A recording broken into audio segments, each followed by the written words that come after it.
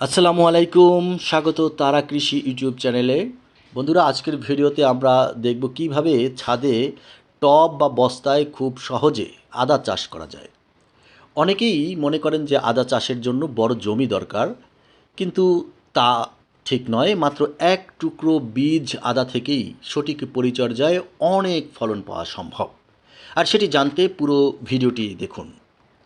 বন্ধুরা, প্রথমেই বীজ আদা নির্বাচন, অর্থাৎ ভালো ফলনের জন্য প্রথম শর্ত হলো উন্নত মানের বীজ আদা আপনাকে বেছে নিতে হবে।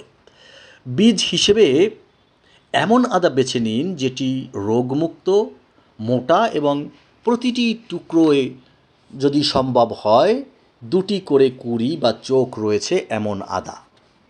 রোপণের আগে আদার টুকরোগুলো একদিন ছায়ায় শুকিয়ে নিতে হবে, তা না হলে পচে যাওয়ার ঝুঁকি থাকে। এবার আপনি টব বা বস্তা প্রস্তুত করবেন, অর্থাৎ ছাদে আদা চাষের জন্য 14 থেকে 18 ইঞ্চি গভীরের টব আর বড় বস্তা ব্যবহার করুন। মাটি তৈরির জন্য আপনি 50% দোআঁশ মাটি, 33% পচা গোবর বা কম্পোস্ট এবং 20% নারিকেলের ছোবলার গুঁড়া আপনি ব্যবহার করতে পারেন। টবের নিচে অবশ্যই পানি বের হওয়ার ব্যবস্থা রাখতে হবে। পানি জমে থাকলে আদা সহজেই পচে যেতে পারে। এবার রোপণ ও পরিচর্যা। বন্ধুরা, আদার টুকরো 2 থেকে 3 ইঞ্চি গভীরে লাগিয়ে হালকা মাটি দিয়ে ঢেকে দিন। রোপণের পর অল্প করে পানি দিন। 15 থেকে 25 দিনের মধ্যেই নতুন চারা বের হতে শুরু করবে। গাছ বড় হওয়ার সঙ্গে সঙ্গে নিয়মিত আগাছা পরিষ্কার করুন। প্রতি 20 থেকে 30 দিন পর জৈব সার, ভার্মি কম্পোস্ট দিলে গাছ দ্রুত বাড়তে থাকে। মাটি শুকিয়ে গেলে পানি দিবেন, তবে অতিরিক্ত পানি দেওয়ার দরকার নেই। আদা আংশিক ছায়াযুক্ত পরিবেশে ভালো জন্মায়, তাই সারাদিন তীব্র রোদ না রেখে এমন জায়গায় রাখুন যেখানে সকাল ও বিকেল হালকা রোদ পড়ে।